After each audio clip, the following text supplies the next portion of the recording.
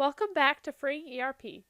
My name is Haley, and today we are going to be covering Part 2 of Purchase Order Requirements / Generation, also known as PORG, which is how I will be referring to the window throughout the rest of this video.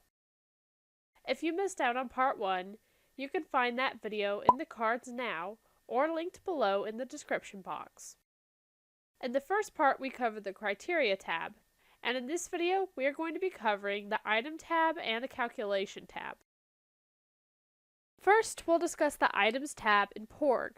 This is where all of the items will display after you run your purchasing criteria. You can do a lot of things on this tab, including reviewing every item and the recommended quantities to purchase, make, or produce. You can review the quote requests for items, edit quantities and prices,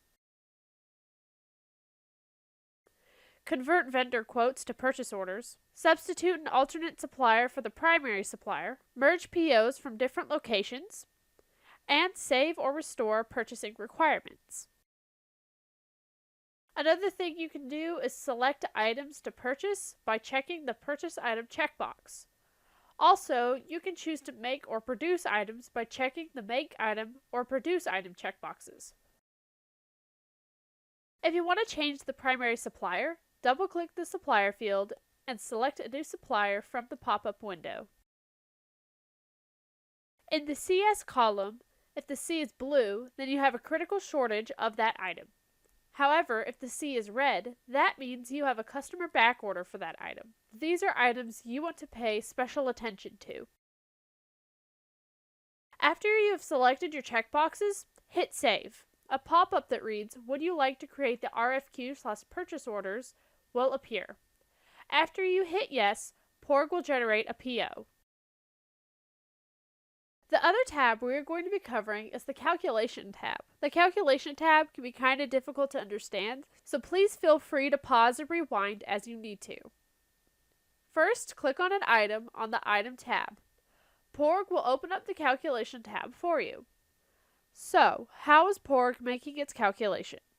You can find the answer to this question by looking at the method field. In this example, PORG is using the min/max method.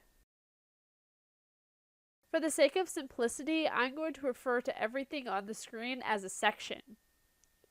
The net stock section is the first of the sections you will see. Net stock is used to track your current inventory level for the items selected.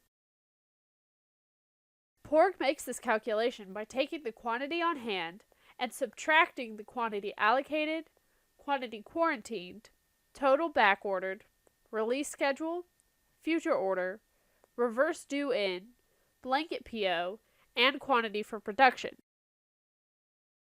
Then, PORG adds the pending back orders, quantity in transit, quantity in process, quantity on PO, unapproved, and quantity on production order.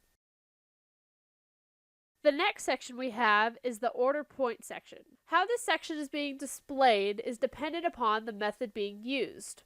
Items that use the min/max or OP/Q methods will always use the same order point and order quantity regardless of any changing inventory demands or purchasing conditions.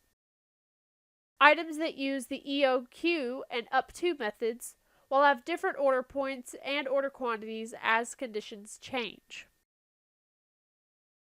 Next, we've got the purchase quantity section.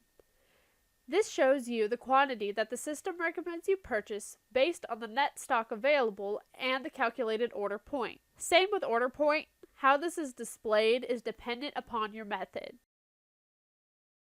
Finally, we have the required unit section. This will show you how many units you need to purchase. This section is dependent upon how your company uses units. So, say if your company only purchases using each, then the number PORG gives you will be exactly how many you need to purchase. However, say you purchase by box, and each box holds 5 of the item you are looking to purchase. If you need to purchase 20 of the item, PORG will recommend you buy 4 units. It's kind of just your basic everyday math problem, but PORG just does the math for you.